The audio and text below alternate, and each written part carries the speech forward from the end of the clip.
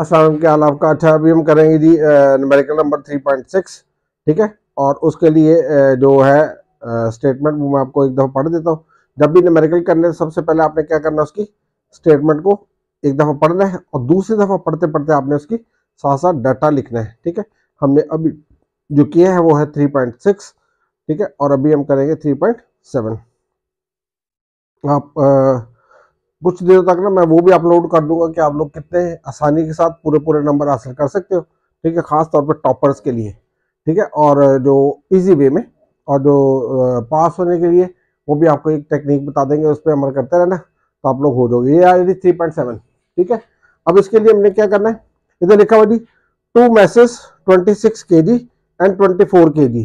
क्या है, एक M1 है और एक M2 है। अब कौन सा M1 है और कौन सा M2, मैंने आपको क्या बताया था, ये टेक्निक आगे जाके एक्सप्लेन करता हूँ। 2 मैसेज 26 kg, एक मैस आपको दी हुई है, मैंने इसको अभी M1 नहीं लिखा, 26 kg। कितना जी, 26 kg। और दूसरी मैच जो है वो 24 kg।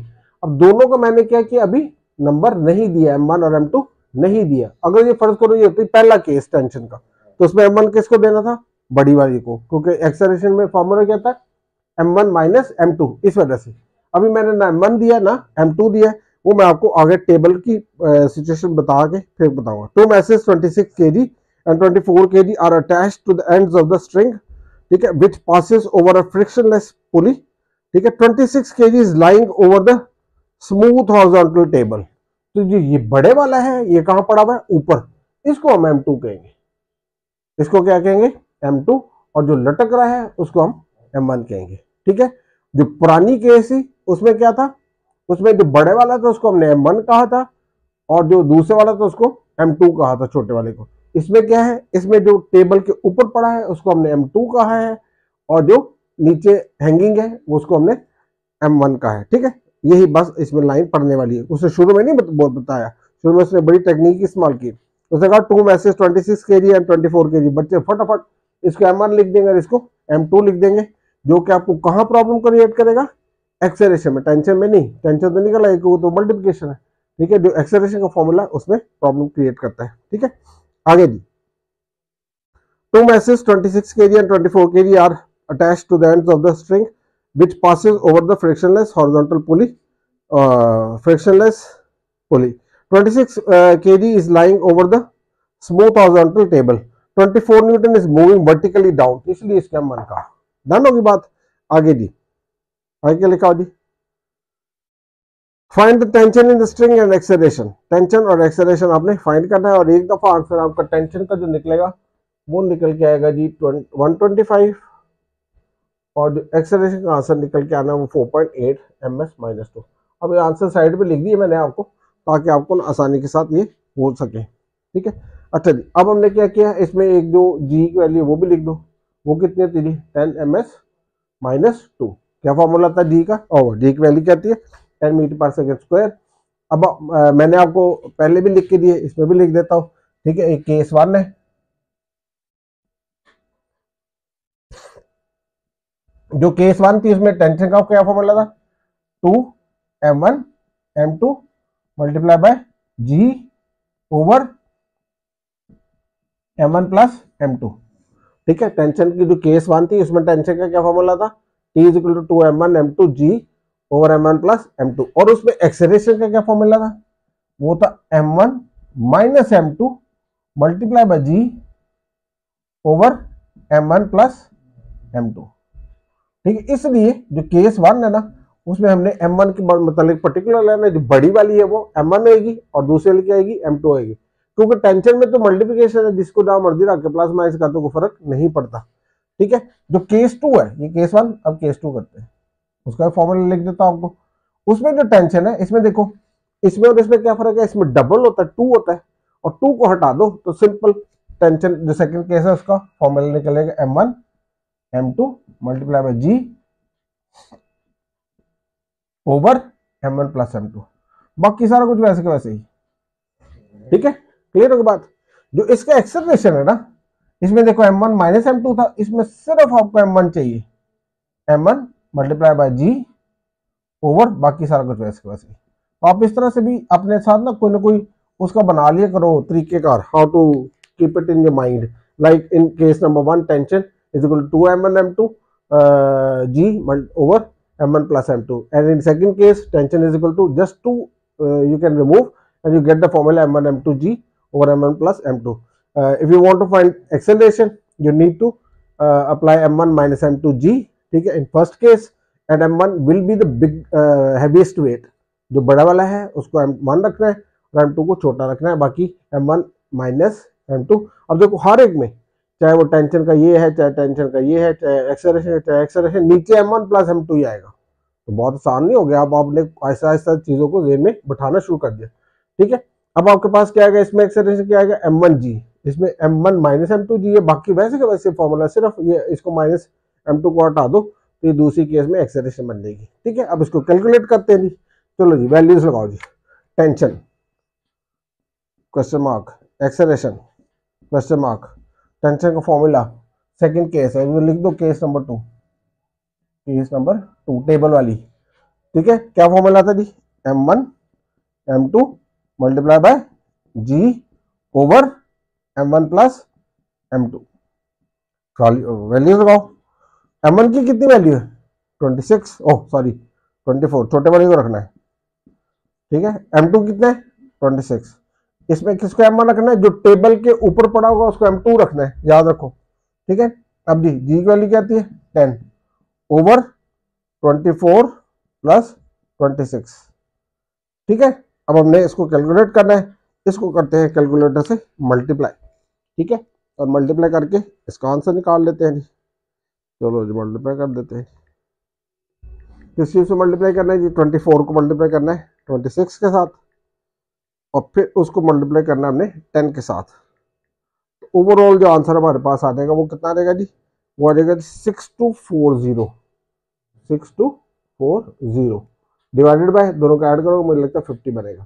इस तरह से जो आपके पास पहला जो चीज निकलेगी वो टेंशन का क्या निकल आया 6240 डिवाइडेड बाय 50।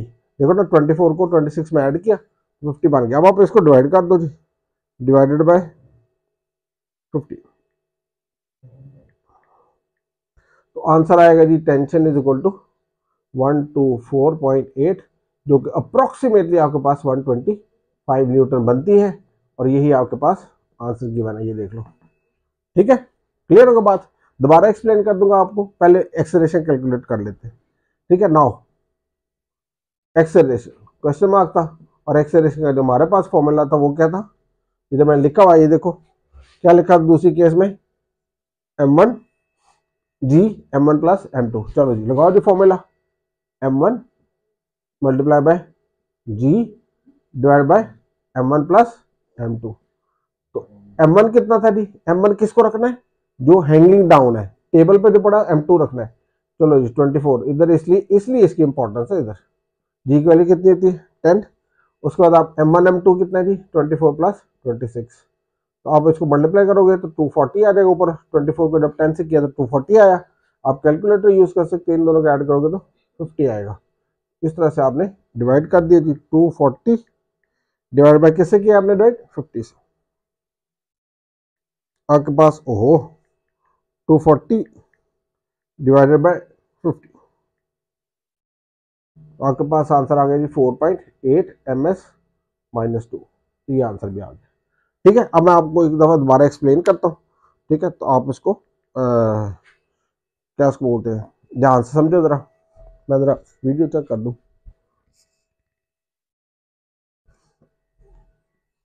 ओके जी, इसमें हमने क्या किया था, इसमें ये किया था, ये कौन सा न्यूमेरिकल नंबर है, न्यूमेरिकल नंबर था 3.7, कौन सा था 3.7, न्यूमेरिकल नंबर 3.7, ठीक है। चलो ये टेंशन की दूसरी केस थी, इसमें लिखा हुआ था कि दो मैसेज है, ठीक है, m2 26 kg is placed on the table, that is why whatever we place on the table we keep it m2। ये बहुत जरूरी है, आपने m1 m2 के मतलब पर्टिकुलर क्यों होना है, दोनों जगह ये किसको इफेक्ट करता है एक्सेलरेशन को। जो पहली केस थी उसमें m1 किसको रखना था आपने, बड़ी को, क्योंकि m1 माइनस m2 आता है, उसमें m1 किसको रखना है, बड़ी को।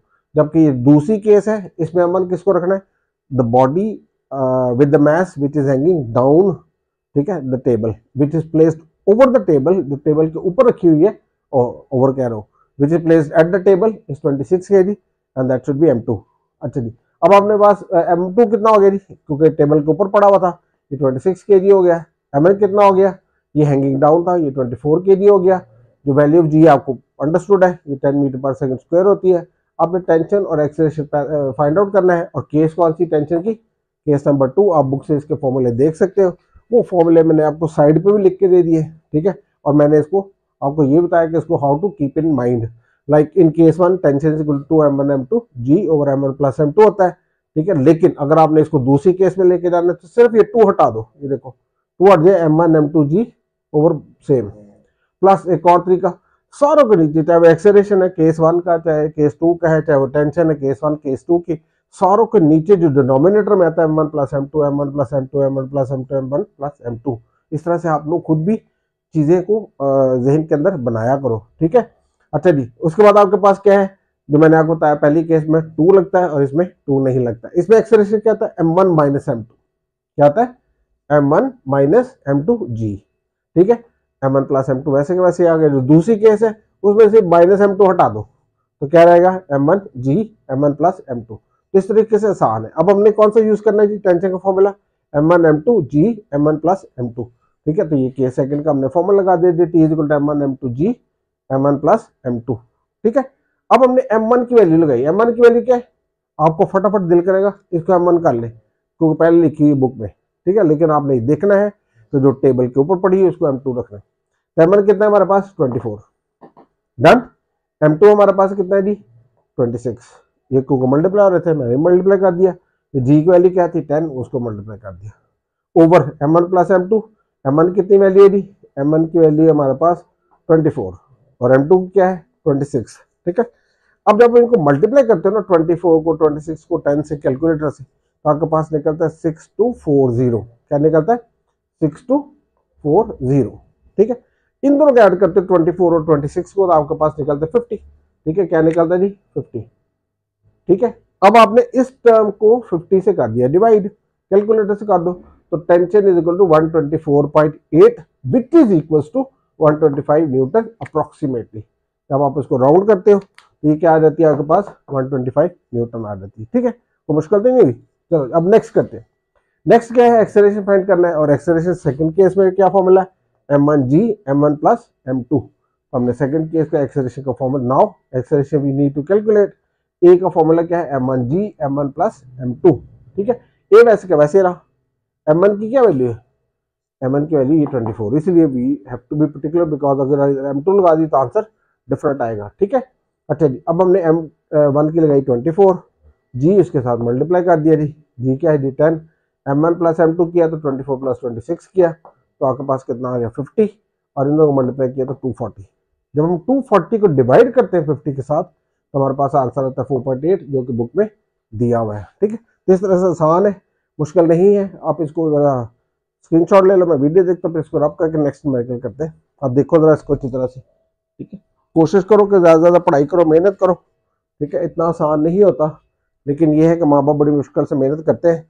तो बेटा जी, अगर आप अपना प्यार शो करते हो माँ बाप को, ठीक है। वैसे तो आजकल बच्चे जो है अजीब से हो गए, माँ बाप के लिए केयरिंग नहीं होते, ठीक है। लेकिन कोशिश करो कि जब आप माँ बाप बनोगे ना, आपको एहसास तब होना है, रोने दो ना होना आगे पास बस, ठीक है। इसलिए कोशिश करो कि अपने जो कर्मा वाली एक वीडियो भी पड़ी हुई है मेरी, उसको भी देखो। तो अगर आप चाहते हो कि आपकी जो औलाद है वो आपके साथ अच्छा सलूक करे, तो आप अपने पेरेंट्स के साथ अच्छा सलूक करो, ठीक है। वो आप बड़ी मेहनत करते हैं, बड़ी मुश्किल से कमाते हैं, उनकी कमाई को ज़ाया ना करो, बल्कि पढ़ के अच्छी तरह से, ठीक है, मेहनत करके। तो फर्स्ट अटैम्प्ट में आपने पास नहीं होना, 6 मार्क्स लेने, ठीक है, फिर अच्छी जगह एडमिशन मिलेगा। वो कोशिश करो कि अपने आप को बड़े पर्टिकुलर रहो कि आपने ज़िंदगी में करना क्या है, कोशिश करके मेहनत तो करो ना। उसके बाद बेसिक एजुकेशन के बाद आप जो मर्जी करते फिरना, ठीक है। तो नेक्स्ट वीडियो बनाते हैं।